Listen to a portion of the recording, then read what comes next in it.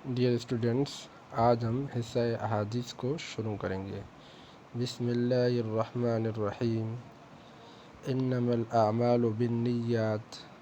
इस हदीस मुबारका का तर्जुमा आमाल का दारोमदार नियतों पर है, यानी आमाल के ऊपर जो अजर व सवाब मिलता है उसका दारोमदार नियत पर है। इस हदीस मुबारका के अंदर जो अल्फाज हैं, आमाल ये अमल की जमा है और निय्यात ये नियत की जमा है। अब इस हदीस मुबारका की तशरीह। इस हदीस मुबारका के अंदर नियत की अहमियत को बयान किया गया है कि अमल का जो दारोमदार है वो नियत पर है, यानी जैसे नियत होगी वैसे अमल का असर होगा। अगर नीयत अच्छी है तो अमल भी अच्छा शुमार होगा, अगर नीयत बुरी है तो अमल पर जो सवाब मिलेगा उसका असर भी उसी तरह होगा।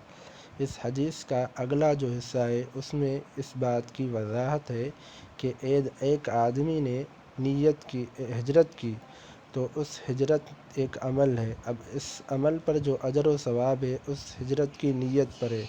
अगर उसने हिजरत इस नीयत से की कि मैं अल्लाह और अल्लाह के रसूल को राज़ी करूं, तो उसकी नीयत पर, उसके अमल पर जो सवाब होगा वो अच्छा होगा।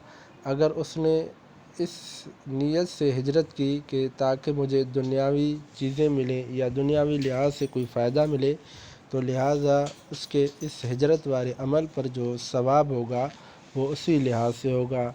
ज़ाहिर बात है कि अगर दुनिया की चीज़, दुनिया के फ़ायदों के लिए उसने अमल किया है तो लिहाजा उस पर आखिरत के लिहाज से जो अजर व सवाब है वो भी नहीं मिलेगा। तो इस लिहाज से नीयत का आमाल के अंदर बड़ा दखल है। अमल का एतबार या उस पर जो सवाब है, अजर व सवाब है, उसको हम नीयत पर देखते हैं। अब नीयत का जो ताल्लुक़ है वो दिल से है, लिहाजा हम कोई भी अमल करते हैं तो अमल करने से पहले जो इरादा होता है, इरादा होता है दिल के अंदर, उसे नीयत कहा जाता है। लिहाजा अल्लाह ताला हमारी शक्लों, हमारी सूरतों को नहीं देखते हैं, बल्कि हमारे दिलों को और हमारी नीयतों को देखते हैं। नीयतों को टटोलते हैं कि किस नीयत से और किस दिल से इन्होंने अमल किया है। तो लिहाजा हमें जो भी अमल करना चाहिए उस अमल के लिए हमें नीयत को साफ़ रखना चाहिए, नीयत के अंदर इखलास पैदा करना चाहिए, और नीयत का दुरुस्त होना बहुत अहम और बहुत ज़रूरी है। जितनी भी हम इबादत करते हैं या जितने भी हम आमाल करते हैं उसमें हम अमल से पहले इरादा करते हैं, उसी इरादे को नीयत कहा जाता है। मसलन मिसाल के तौर पर नमाज़ पढ़ने से पहले नमाज की नीयत की जाती है कि नमाज हम क्यों पढ़ते हैं, अल्लाह की रज़ा के लिए पढ़ते हैं।